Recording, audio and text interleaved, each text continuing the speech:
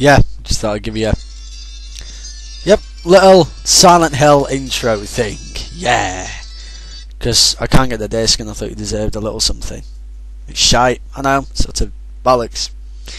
Still, the reason I'm not showing you the disc is like you care, but in case you do give a rat's ass, is because it's in pretty bad shape at the minute. I should really get another one off Amazon.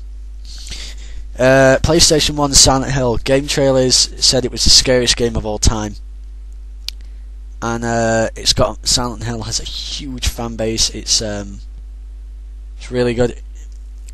Basically, I don't know how to describe this game. You're just gonna have to play it and trust me that it's good.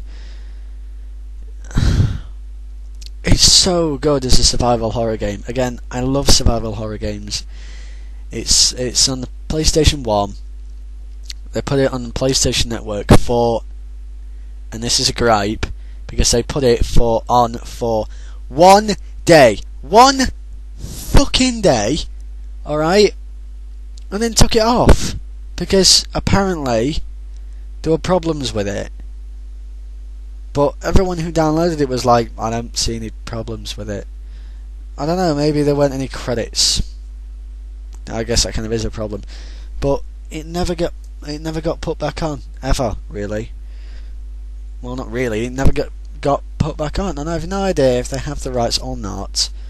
But, come on, I mean, you already put it on, and it has a massive fan service. Everyone knows about the series now. Not that many when it first came out, but loads of people know about it now. So they might be like, oh well, you know, if it's on the PlayStation Network, I've got 2, 3, 4 and 5 and Origins and Shattered Memories for the Wii, so I might want to check out the first one. But no, it's not on. Sony. What can you say?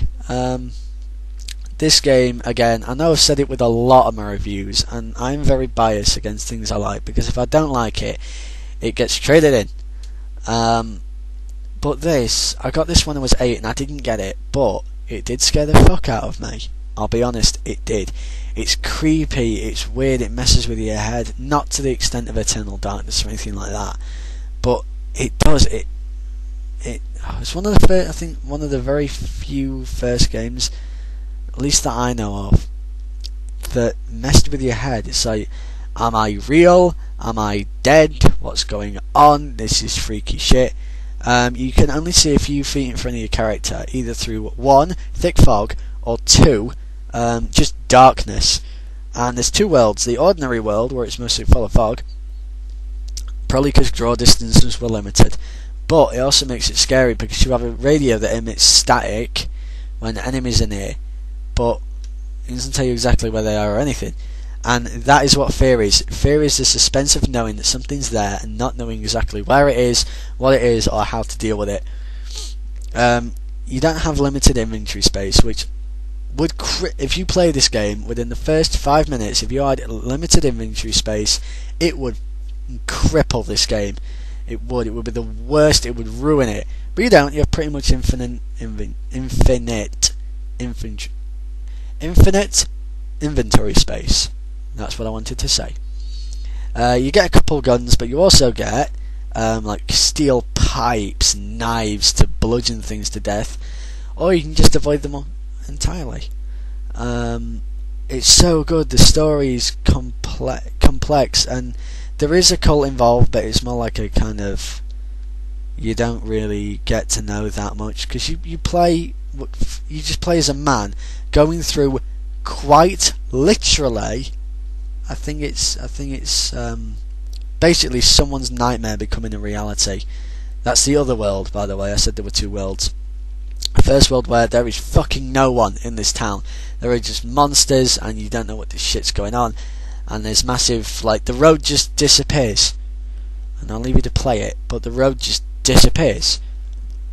And you get a map, which is your best friend in the game. The map, the flashlight, and the radio are your best friends. You can only see a few feet in front of your character, so you need the map to know where you're going. But it's so good. It's just got that feel to it. This was great when it came out. Absolutely amazing when it came out, and it's quite a big contrast to Resident Evil as well, which is good. I think it's good that it's different to Resident Evil, but it's just as good. It's just as good. Graphics looks really good. The flashlight actually looks pretty good for PlayStation 1. Like the light will fade in and out. I'll probably give it about an 8 or a 7, just because the environments don't look all that good. It's all 3D, so I don't know. I mean, it's done in such a way that you couldn't use pre-rendered backgrounds, but it still doesn't look as good as like Resident Evil 2 or anything, just because it doesn't. It was not, you go through the same streets again and again. But in terms of pixel resolution graphics, I'd give it probably about a 6. It's okay, it's pretty good, it's average. In terms of art style, I'd give the normal world a 5. It's the normal world. And the other world, I would probably give a 7 or an 8, especially the outside areas, because it looks creepy as all hell. It's all corroded and rusted and shit, and it's very difficult to show on the PlayStation 1, but they tried. And props to them. Give it 7 or an 8 for that. The sound suits the game very well, so I'll probably give that a 10. It's a renowned soundtrack. Gameplay, probably about 8, considering it came out so long ago, and it works really well, and it's tense and so on. Replayability, for when it came out and for now, 8 or 9. 7, 8 or 9. I can't decide, because it depends. There's a few things to unlock. There's a next fear mode where there's more enemies and less supplies for people that have memorized it. There's difficulty settings. There is weapons to unlock. There's a few little events. There's 5 endings, which is really cool. Actually, saying that, I'll probably give it about an 8. An 8 for that. That's pretty good, Game Plus mode, extra weapons, and 5 endings. There's an 8, and it's just good to play through again. It is. You want to do it, see what's different. It's phenomenal, really. If you're a survival horror fan, again, I've said get Dead Space, please, yes, get Dead Space, and get this. If you have a PlayStation 1 or a PS3, in fact, please set your TV to not HD and to 4:3, ordinary old ass, like the one behind me. I don't know if you can see it, just there, black thing there, like that TV. Okay, set to that screen size, because otherwise it gets all pixelated and stuff, and it's really good to see, PlayStation 1 games how they originally looked, instead of even more ass of pixel.